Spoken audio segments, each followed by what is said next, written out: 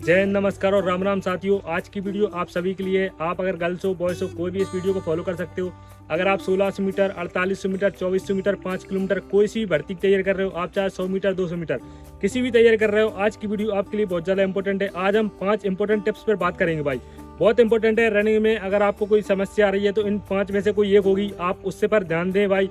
देखिए, अगर आपकी टाइमिंग कम नहीं हो रही है तो आपको टाइमिंग क्यों कम नहीं हो रही है, आप इस बात को सोचें ना। आप कहाँ वीक पड़ रहे हो, कब वीकनेस कौन सा है भाई, उस टॉपिक पर आप फोकस करें। जैसे आज का टॉपिक रहेगा, देखिए एक तो रहेगा स्टेमिना, कि आपका स्टेमिना लो है तो आपको इसको कैसे बढ़ाना है। अगर आपका स्टेमिना बढ़ा लिया तो आपकी टाइमिंग कम हो जाएगी। दूसरा आता है रनिंग में आपकी सांस फूल रही है, बहुत ज़्यादा दिक्कत होती है।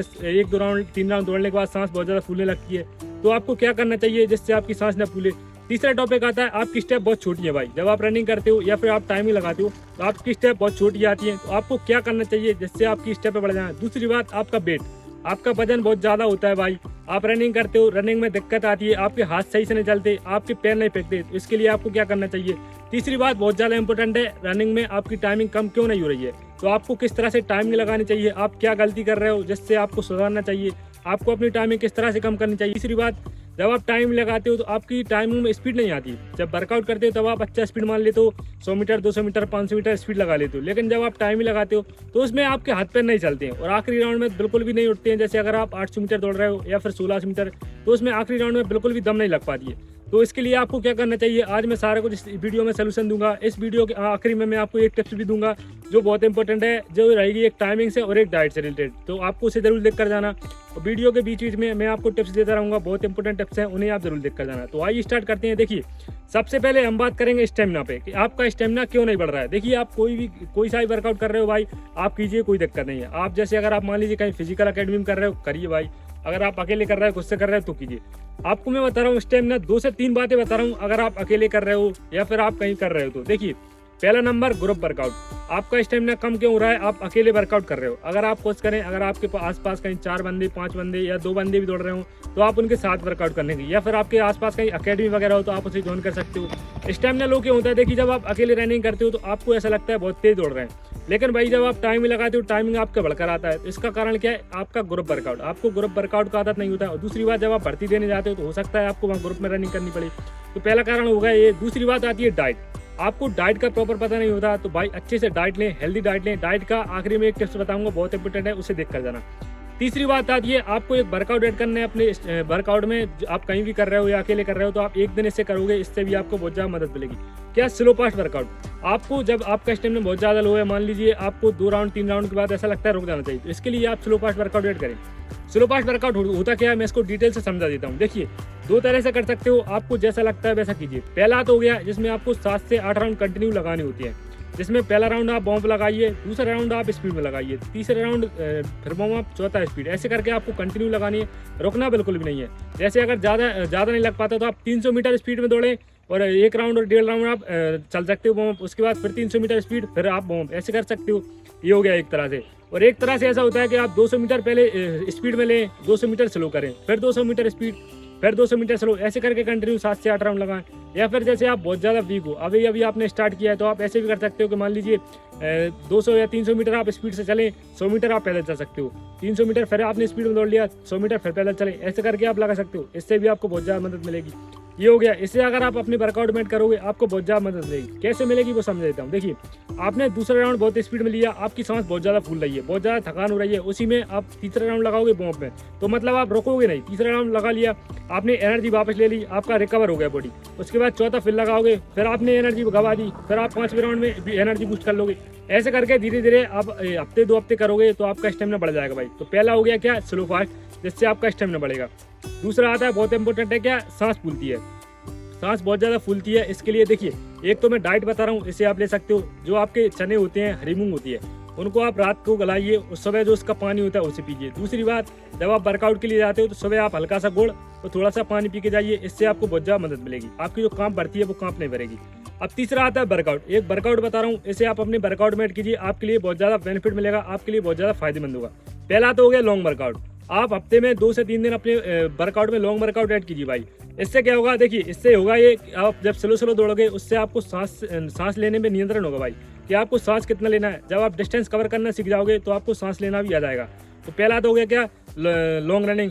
दूसरा आता है एक्सरसाइज और पुशअप। आपको वर्कआउट के बाद एक्सरसाइज प्रॉपर करनी है और आपको पुशअप अच्छी लगानी। जितना ज़्यादा आपको पुशअप लगाओगे आपकी सांस पर बहुत ज़्यादा नियंत्रण होगा भाई, तो आप इसे जरूर करें। इसी में आप बर्फी पुशअप वगैरह ऐड कर सकते हो, इससे भी आपको बहुत ज़्यादा मदद मिलेगी। अब एक और आता है अगला बहुत इंपॉर्टेंट टॉपिक है भाई, क्या, स्टेप छोटी और वेट ज़्यादा। वेट ज़्यादा है जिससे क्या होता है, स्टेप छोटी होती हैं। तो आपको इसके लिए देखिए, जिनका वजन नॉर्मल है, जैसे मान लीजिए 50 किलो 60 किलो वजन है, तो वो क्या करते हैं, उनका धीरे धीरे जल्दी जल्दी कवर हो जाता है। लेकिन जिनका वेट ज़्यादा होता है भाई, वजन ज़्यादा होता है, भारी होते हैं, वो रनिंग करने में बहुत ज़्यादा दिक्कत होती है और टाइमिंग कम करने में बहुत ज़्यादा समस्या होती है। इसके लिए एक सोल्यूशन बता रहा हूँ, बहुत अच्छा है भाई, इसे आप जरूर कीजिए। पहला तो जैसे अगर आपका वेट ज़्यादा है तो आप दोनों टाइम वर्कआउट कर सकते हो। सुबह आप रनिंग करें, शाम के टाइम आप एक्सरसाइज वगैरह पुशअप वगैरह और आपका जो है वेट लॉस की एक्सरसाइज करें। दूसरा आता है बहुत इंपॉर्टेंट है, देखिए क्या, हिल वर्कआउट। अगर आपकी स्टेप बहुत छोटी आ रही है, मान लीजिए आप रनिंग करते हो, आप टाइमिंग लगाते हो, एक राउंड अच्छा चल जाते हो, लेकिन दूसरे राउंड में आपकी स्टेप छोटी हो जाती है जिस कारण आपकी टाइमिंग बिगड़ जाती है। या फिर आप लॉन्ग रनिंग कर रहे हो, आप 1 किलोमीटर अच्छा चल जाते हो, उसके बाद आपकी स्टेप छोटी हो जाती है जिसके कारण आपकी टाइमिंग कम आती है। तो इसके लिए आपको हिल वर्कआउट अपने वर्कआउट में ऐड करना। एक दिन भी करोगे आपके लिए बहुत ज़्यादा बेनिफिट मिलेगा। हिल वर्कआउट यानी कहीं ऊंचाई पर वर्कआउट करना होता है, जिससे आपका देखिए ऊंचाई पर चढ़ना उतरना करना पड़ेगा आपको। लगभग 10 बार 15 बार नीचे चढ़ना उतरना ऐसे कीजिए। इससे क्या होगा, एक तो आपको वेट लॉस जल्दी होगा भाई, और दूसरी बात, जिन भाइयों के हाथ अच्छे से नहीं चल रहे होंगे, जिनका रनिंग का पोर्शन सही नहीं होगा, रनिंग करना सही नहीं आ रहा होगा, कैसे पोर्शन में करना चाहिए, तो वो अपने आप सुधर जाएगा भाई। तो उसे आप जरूर करें, उससे आपको बहुत ज़्यादा बेनिफिट मिलेगा। दूसरी बात, आपकी स्टेप बहुत छोटी है तो उससे आपको स्टेप बढ़ाने में मदद मिलेगी भाई। तो हिल वर्कआउट हफ्ते में एक दिन भी करोगे, बहुत बेनिफिट है, तो आप इसे जरूर करें। ये हो गया। इसके बाद जो अगला टॉपिक है बहुत इंपॉर्टेंट है, इसे भी आप अपने वर्कआउट में ऐड करें, क्या, टाइमिंग। टाइमिंग कम कैसे करें, बहुत ज़्यादा दिक्कत होती है।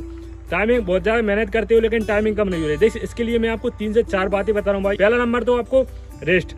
आप जब वर्कआउट करते हो, वर्कआउट कर लिया आपने, उसके बाद जब आप टाइमिंग लगाते हो, टाइमिंग से एक दिन पहले प्रॉपर रेस्ट लेना है भाई। आपको 1-2 राउंड पंप लगाना है, उसके बाद घर चले जाना है, कोई एक्सरसाइज नहीं करनी, पेट वर्कआउट बिल्कुल नहीं करना है, पुशअप भी बिल्कुल नहीं लगाने। शाम को नींद अच्छे से लेनी है। उसके बाद जब आप सुबह आते हो तो आपको माइंड में बिल्कुल कोई बातें सोच के नहीं आनी कि आप आज हम इतनी टाइमिंग कम करेंगे, 10 सेकंड तोड़ेंगे, 20 सेकंड तोड़ेंगे या कुछ करेंगे। आपको आना है और टाइमिंग देना है। ये हो गया। दूसरी बात आती है क्या, वर्कआउट। वर्कआउट आपको दोनों टाइम नहीं करना है, वर्कआउट एक ही टाइम करें, सुबह या शाम, दोनों टाइम में किसी टाइम करें। तीसरी बात आती है बहुत इंपॉर्टेंट, टाइमिंग रोज नहीं लगानी। बंदे क्या करते हैं, आपने देखा होगा कहीं आपके आसपास बंदे क्या करते हैं, रोज आएंगे या तो 16 मिनट टाइमिंग लगाएंगे या फिर 5 किलोमीटर की रोज टाइमिंग लगाएंगे। द टाइमिंग आपने कमेंट ही पढ़े होंगे कि भाई टाइमिंग लगाओ उससे टाइमिंग कम होगी, टाइमिंग लगाओ टाइमिंग कम होगी। ऐसा कुछ नहीं होगा भाई। रोज रोज अगर आप एक ही वर्कआउट करते रहोगे उससे कुछ नहीं होगा, कोई बेनिफिट नहीं मिलेगा। अगर आपकी टाइमिंग 16 मीटर की 6:30 आ रही होगी तो आप 1 महीने में 1.5 महीने में उसे 15-26 तक ले आओगे, इससे ज़्यादा कम नहीं कर पाओगे। लेकिन भैया अगर आप दूसरा वर्कआउट करोगे, गदाम माली से हटके अलग वर्कआउट करोगे, मान लीजिए स्पीड वर्कआउट करोगे, आपको रेपिटेशन वर्कआउट करोगे, इससे क्या होगा, आपकी टाइमिंग जल्दी कम होगी। तो आपको अलग अलग वर्कआउट करना है, टाइमिंग रोज नहीं लगानी है। इसके बाद जो अगला टॉपिक है बहुत इंपॉर्टेंट है कि स्पीड। रनिंग में स्पीड कैसे लाएं। देखिए रनिंग में अगर आपको फुर्ती चाहिए तो भाई आपको वर्कआउट अच्छे से करना पड़ेगा। वर्कआउट में एक वर्कआउट बता रहा हूँ बहुत इंपॉर्टेंट है, इसे आप जरूर कीजिए। आपको करना क्या, आपके अपने वर्कआउट में स्पीड वर्कआउट यानी कि 400 मीटर की रेपिटेशन, 300 मीटर की रेपिटेशन ऐड करनी पड़ेगी भाई। अगर आप 5 किलोमीटर की भी तैयारी कर रहे हैं तो भी आप इसे फॉलो कर सकते हो। आपको करना क्या है, लगभग एक हफ्ते में एक दिन भी करोगे तो भी बेनिफिट मिलेगा। आपको रेपिटेशन लगानी है 400 मीटर की, आपको 7 से 8 रेपिटेशन लगानी है। ब्रेक लेकर करना है, पहली रेपिटेशन लगा ली, उसके बाद फिर ब्रेक, फिर लगा ली, फिर ब्रेक। जो ब्रेक टाइम रहेगा वो रहेगा 2 से 2.5 मिनट के बीच में। उसके बाद जो रेपिटेशन का टाइम रहेगा, जैसे मान लीजिए अगर आप स्पीड में दौड़ते हो तो आप जैसे मान लीजिए 1:30 में मार देते हो, तो जो अगली रेपिटेशन आएगी उसकी कोशिश करें 1:35, 1:32, उसके बाद अगली रहेगी उसकी 1:40। ऐसे करके आपको अपनी जो रेपिटेशन रखना है, टाइम रखना है, स्टॉप वॉच जरूर लगानी है। और जिन भाइयों से नहीं लगता है टाइम, कोई दिक्कत नहीं, आप बिना रुके भी लगा सकते हो, कोई दिक्कत नहीं। ये हो गया। आपको स्पीड वर्कआउट एक दिन जरूर करना है, या फिर आप 300 मीटर की भी लगा सकते हो। इसी में 300 मीटर भी करोगे उससे भी आपकी स्पीड बहुत ज़्यादा बढ़ेगी। ये हो गया, मैंने टाइमिंग का भी बता दिया, वर्कआउट का भी बता दिया। अब मैं आपको बता रहा हूँ डाइट का। एक डाइट बताई थी, इसे आप अपने वर्कआउट में जरूर ऐड करें। देखिए जब आप वर्कआउट करने जाते हो तो आप कोशिश करें, एक इलेक्ट्रोल पाउडर आता है 24 रुपए वाला, उसका आधा या उससे थोड़ा कम आप 1 लीटर पानी में ले जाएं, उसमें थोड़ा सा नमक और थोड़ा सा नींबू मिला सकते हैं। उसे आपको वर्कआउट के बीच में इस्तेमाल करना है। और आप वर्कआउट के बाद जब आप घर आते हो तब भी इसे इस्तेमाल कर सकते हो, शाम को भी इस्तेमाल कर सकते हो। इससे आपको बहुत ज़्यादा बेनिफिट मिलेगा भाई। आपका पहली बात गला नहीं सूखेगा, दूसरी बात आपको जो एनर्जेटिक रहेगा भाई, और तीसरी बात जब आप भर्ती देने जाते हो तब भी आप इसे अपने साथ जरूर ले जाएं भाई। आप इसे पीते रहे, इससे आपको बहुत ज़्यादा मदद मिलेगी। और आपको डाइट प्रॉपर लेना है, डाइट में आप चने वगैरह ऐड करें।